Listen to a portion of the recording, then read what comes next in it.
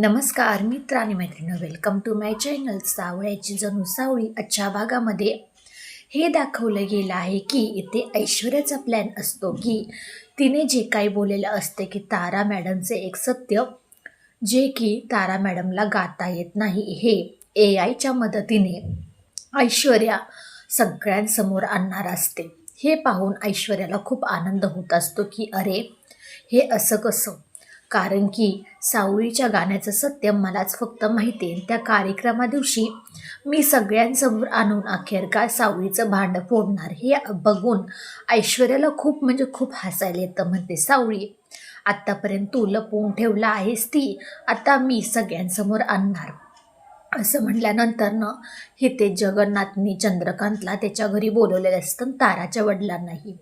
चंद्रकांत तिथे येतो, ताराच्या वडिलांना बघून म्हणतो की अरे तुम्ही इथे, कारण की ताराचे डायरेक्टर असतात ते, असं त्यांची ओळख जगन्नाथ करून देतो.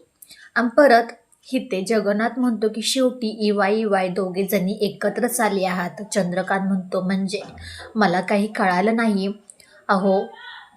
तोपर्यंत जगन्नाथ म्हणतो की EY म्हणजे हे ताराचे वडील आहेत, भैरवीचे नवरा. तोपर्यंत चंद्रकांत थोडासा आश्चर्यचकितच होतो की असं कसं होऊ शकतो, कारण की जगन्नाथ म्हणतो की तुम्ही सांगा आता ह्याच्या मागची काय हिस्ट्री आहे. तोपर्यंत जगन्नाथला भैरवीचा कॉल येतो. म्हणतो ही बाई मला आता कशाला फोन करते. म्हणतो की तुम्ही दोघेजणी बोलणं तुमचं कंटिन्यू करा, मला एक कॉल येत आहे, मी जातो. असं काही म्हणल्यानंतर इथे भैरवी म्हणते जगन्नाथजी खूप खूप धन्यवाद, कारण की तुम्ही ताराचे जे काही डायरेक्टर आहेत त्यांना खूप इनवण्या केल्या, त्यांची मनवणी केली आणि त्यांची समजूत घातली. त्यांच्यामुळेच आज तर हा कार्यक्रम आपला होत आहे, कारण त्याचं सगळं काही तुम्ही आहे. आणि तुम्ही कसं काय हे सगळं केलं, कारण प्रत्येक टायमिंगला तुम्ही तरी हा कार्यक्रम होऊ नाही म्हणून असं काही करता, आणि आज कसं काही केलं. जगन्नाथ म्हणतो की कारण त्या माझ्या मुलीच्या एका शब्दामुळे सगळं काही मी केलं आहे भैरवीजी.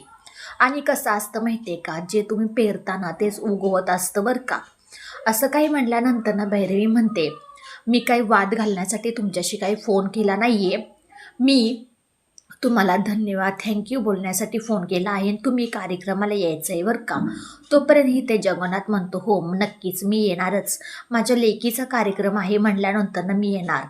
असं काही बोलल्यानंतर जगन्नाथ पुन्हा एकदा चंद्रकांतपाशी जातो. इथे भैरवीचं जो काही ताराचे वडील असतात ते सांगतात की भैरवी ने फक्त मला एक नोकर म्हणून समजून ठेवलं होतं त्या घरामध्ये. ज्या दिवशी तिने मला त्या घरातून हाकलून दिलं त्या दिवशीच मी मनाशी एक जिद्द केली होती, निश्चय केला होता की मी फक्त भैरवीपेक्षा एक मोठा कोणीतरी बनवून दाखवीन आणि तिच्यापेक्षा कुठल्या तरी एका चांगल्या पोस्टवर असणार, मी ते आज केलं आहे. असं काही म्हणल्यानंतर चंद्रकांत सगळं काही ऐकतो. तो म्हणतो की खरंच ताराच्या वडिलांना आज खूप दिवसातून भेटल्यानंतर खूप आनंदही झाला आणि तेवढं दुःखही होतंय की हे त्यांच्याबरोबर घडू शकतंय का.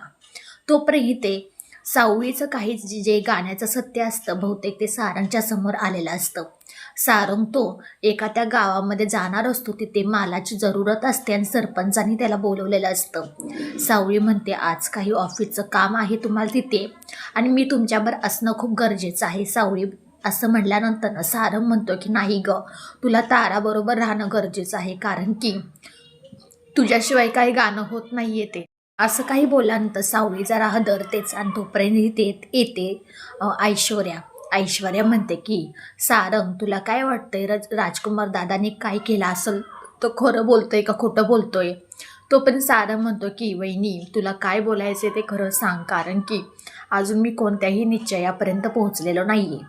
तोपर्यंत हे सगळं झाल्यानंतर ऐश्वर्या तिथून निघून जाते आणि म्हणते की अरे सारंग तू तरी जात आहेस, पण इथे सावळीचं सत्य सर्वांसमोर येत आहे, ते नक्कीच येणार आहे. सगळं काही झाल्यानंतर तारा आणि सोहम ते दोघेजणी रूममध्ये बसलेले असतात. तारा म्हणते की एकदाचा हा शो झाला ना, मी या शोमधून निसटले आणि मॉमच्या जाचातून सुद्धा. तो पण सोहम म्हणतो की अरे तारा असं काय करतेस तू, तुझा किती मोठा शो आहे, किती तिकीट्स किती पब्लिक तुझ्यासाठी येतात. तो पण चंद्रकांत येतो, अरे सोहम तुझ्या बायकोला समजावून सांग नाहीतर की ऐन वेळेस काहीतरी गोंधळ घालेल. सगळं काही व्यवस्थित झालेलं आहे.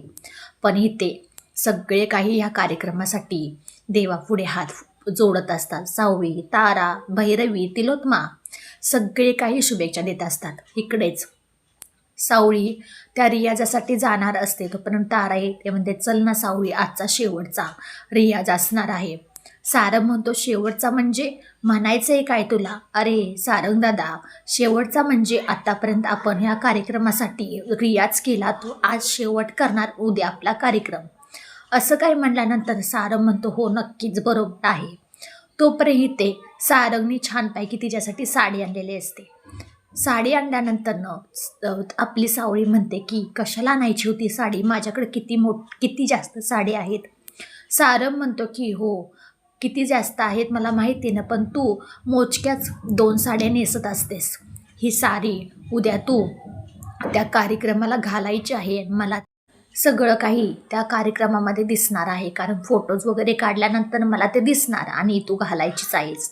सावळी म्हणते, हो सारंग सर, मी घालते. असं काही म्हणल्यानंतरनं येणाऱ्या काही भागामध्ये आपल्याला पाहायला भेटणार आहे अखेरकार सारंग हा सर्वांसमोर, पूर्ण जगासमोर सावळीच्या गाण्याचं सत्य आणतो. अखेरकार भैरवीच्या जातातून तारासुद्धा सावळीसुद्धा निसटतात. ते खूप छान इंटरेस्टिंग आहे. व्हिडिओ आवडल्यास लाईक, शेअर, सबस्क्राईब करायला अजिबात विसरू नका. चला भेटूया आपण पुढच्या व्हिडिओमध्ये. बाय सगळ्यांना.